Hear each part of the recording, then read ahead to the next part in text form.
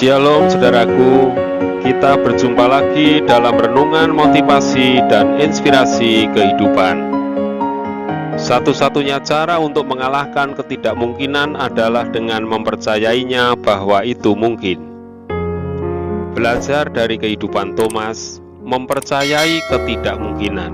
Saudaraku yang terkasih, Thomas adalah seorang pemberani. Thomas sadar akan resiko yang harus dihadapi sebagai murid Yesus, dan ia siap menanggungnya. Thomas sangat mengasihi Yesus. Lalu Thomas yang disebut Didimus berkata kepada teman-temannya, yaitu murid-murid yang lain, "Marilah kita pergi juga untuk mati bersama-sama dengan dia." Saudaraku yang terkasih, Thomas mengetahui apa yang akan terjadi. Namun ketika Yesus mati, ia patah hati.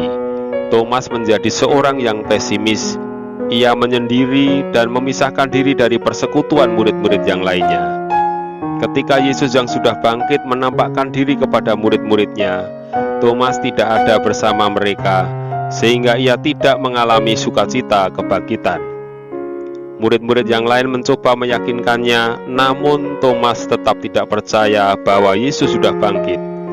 Berita kebangkitan Yesus dianggapnya sebagai fakta yang terlalu menggembirakan, namun mustahil terjadi. Bagi Thomas, berita itu sulit untuk dipercaya, dan Thomas pun menuntut bukti. Demikianlah berita Injil Yohanes. Maka kata murid-murid yang lain itu kepadanya, "Kami telah melihat Tuhan." Tetapi Thomas berkata kepada mereka, "Sebelum aku melihat bekas paku pada tangannya, dan sebelum aku mencucukkan jariku ke dalam bekas paku itu, dan mencucukkan tanganku ke dalam lambungnya, sekali-kali aku tidak akan percaya." Saudaraku yang terkasih, Yesus mengerti pergumulan Thomas. Ia peduli terhadap kesusahan, kekecewaan muridnya, dan ia memperhatikan secara detail segala persoalan yang dihadapi setiap orang. Thomas sedang tergoncang imannya. Ia tidak percaya bahwa Yesus sudah bangkit. Thomas berharap bisa melihat bukti dari kebangkitannya, dan Yesus mengabulkannya. Kemudian ia berkata kepada Thomas, "Taruhlah jarimu di sini dan lihatlah tanganku. Ulurkanlah tanganmu dan cucukkan ke dalam lambungku, dan jangan engkau tidak percaya lagi, melainkan percayalah."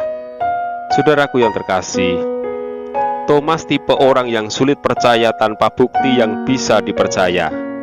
Thomas mencari kepastian supaya bisa percaya. Thomas bukan tipe orang yang mudah mengaku percaya tanpa memahami maknanya terlebih dahulu. Thomas jujur, ia mengakui keraguannya. Namun ketika sudah percaya, ia meyakini dengan sepenuh hati, tidak setengah-setengah. Akhirnya, Thomas menyerahkan seluruh kehidupannya secara total kepada Yesus yang bangkit, tanpa keraguan sedikit pun. Demikianlah berita kitab suci. Thomas menjawab dia, "Ya Tuhanku dan Allahku." Saudaraku yang terkasih, untuk percaya diperlukan kepastian. Iman yang kuat itu harus dibangun di atas dasar yang pasti. Fakta tentang kebangkitan Yesus adalah dasar dari iman Kristen. Tetapi apakah ada bukti kebangkitan Yesus yang bisa kita lihat, yang bisa kita pakai sebagai dasar untuk percaya kepadanya? Kata Yesus kepadanya, "Karena engkau telah melihat aku, maka engkau percaya. Berbahagialah mereka yang tidak melihat, namun percaya." Saudaraku yang terkasih, meskipun aku tidak melihat tangannya yang terpaku, kakinya yang terpaku, dan mahkota durinya, namun aku percaya Yesus telah mati bagiku.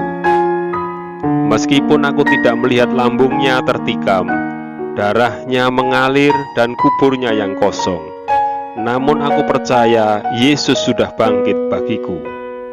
Aku yakin Dia menebus hidupku. Dia berkuasa, aku jadi miliknya, dan Dia hidup di dalam aku. Yesus adalah Tuhan dan Juru Selamatku. Amin.